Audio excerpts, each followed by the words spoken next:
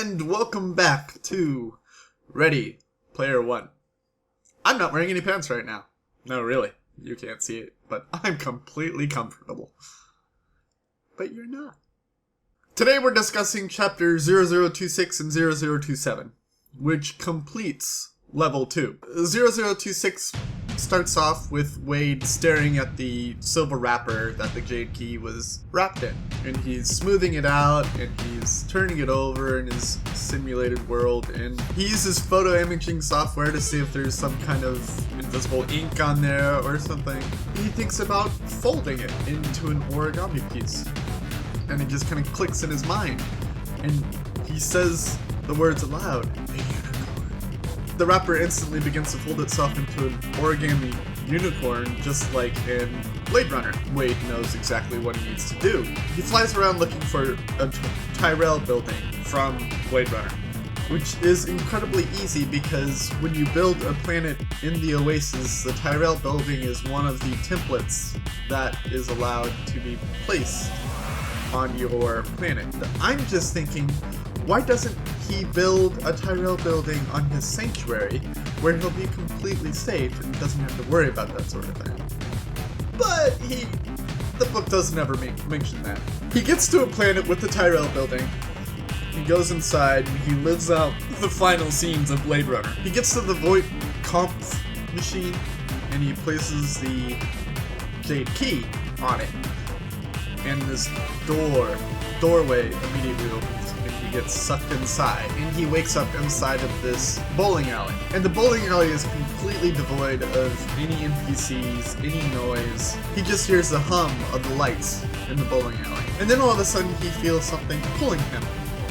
And he gets sucked into the arcade section of the bowling alley. And he gets sucked closer and closer to this video game called Black Tiger. And apparently this is a real video game, but I've never heard of it.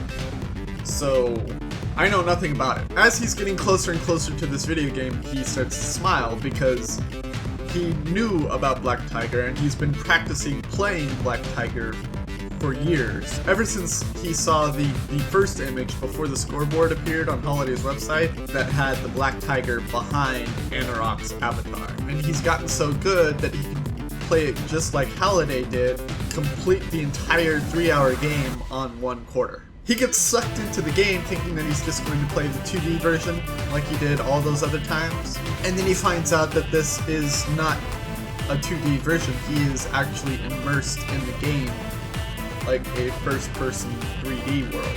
And it made me think that this must have been what people felt like when Mario 64 first came out. And Mario was just 2D platforming, and then all of a sudden he's 3D.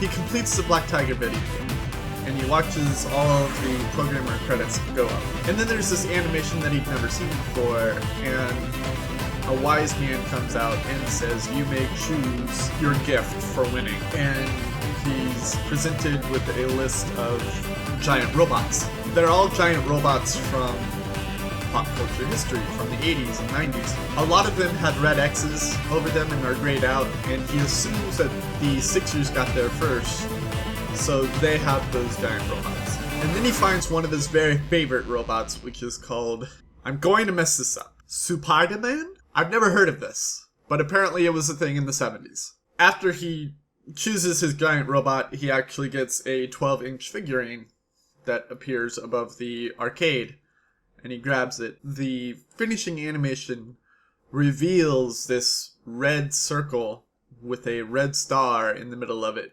Once he sees that symbol, he knows exactly what to do next, and that's how Chapter 0026 ends. Chapter 0027 begins with him talking about the band Rush, which is perfect because I know a lot of video gamers who loved Rush. They would listen to Rush while they played video games.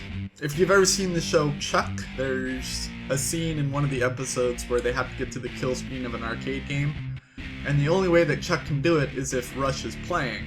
because he does it to the beat of the songs. But he looks up the band Rush, and he looks up the album cover that has a red circle with a red star in the middle of it. And it's for this epic song called 2112. And as soon as he listed the song, I looked it up on YouTube and I listened to it while I finished reading the chapter. It's 20 minutes long. It's an epic, epic song. The lyrics from the song guide him to the next key and the next clue. And I'm going to read them for you right now. We are priests of the temple Syrinx. Our great computers fill the hollowed halls. We are priests of the temple Syrinx. All the gifts of life are held within our walls. So those lyrics let him know exactly where the crystal key is. And he goes to this planet that was built entirely around the song 2112, which is this epic 7-part song. He gets there, and he gets to this place where it's like, you must give me an offering in order to receive your treasure, your reward. And he puts his 12-inch supply demand on there, and nothing happens. And then he brings up the album cover for the album that had 2112 on it. And he's reading the lyrics, and he finds that before the lyrics, there are little paragraphs of prose before each lyric. One of them mentions that the protagonist goes under a waterfall to find the offering to give to the priests. Wade looks around and he finds a waterfall, and he walks underneath it, and inside he finds a Les Paul Gibson guitar, and he pulls it out of the rock like Excalibur. He's about to bring it back, put it in, and get his treasure, but he figures he'll shred a few lines with it before he gives it up, and he plays Rush's Discovery.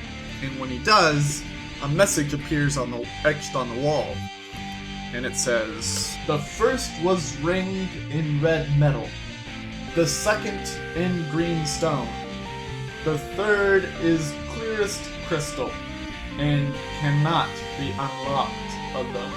And I'm thinking that he has to get Shoto, Artemis, and H all together so that all 4 of them can unlock the crystal gate. He can find the Easter egg. And he's assuming that the Sixers did not shred before just placing the guitar there, so they probably don't even know about that clue.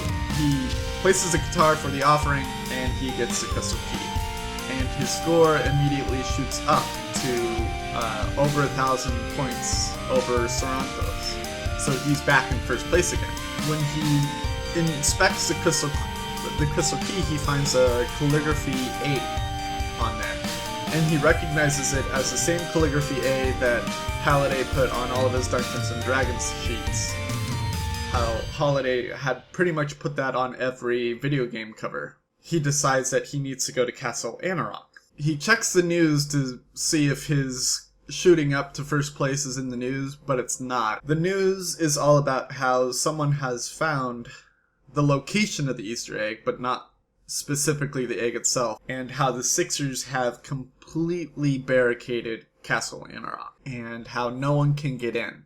A lot of the Gunters out there think that this is the end of their oasis, but Wade hasn't really given up. So he emails H, Shoto, and Artemis about the location of the Jade Key and how to get the Crystal Key. He says that he has a plan. He's going to keep trying even if it kills him to get the Easter egg. And that's pretty much how level 2 ends. The question I have for you today is, what would have been your video game that people would have had to have lived through in order to gain your riches? Or movie? Let's do that. Video game or movie to flip sync to go all the way through to gain your riches. And the question from yesterday that I have to answer is, what words do you use to describe restarting from a certain point rather than just kill yourself or commit suicide? Because I'm trying to step away from those words in video game. Lately, I've been using respawn. I have to respawn. This part is too difficult unless I respawn so that I can get something easier. and do it again. I want to respawn at that point, so I'm just going to jump off this cliff here and then respawn there. I just really don't want to use those words anymore. I believe I've rambled on enough already. Don't forget that the next book is The Seventh Bride by T. Kingfisher. Go out and grab it by any legal means necessary. We will be finishing this one next week. I'll still have a video for you tomorrow, but we will be finishing this next week. I have been the purple-haired doofus reminding you to watch your pajama radius, and I will see you all in the next chapter of Ready Player One. Toodles!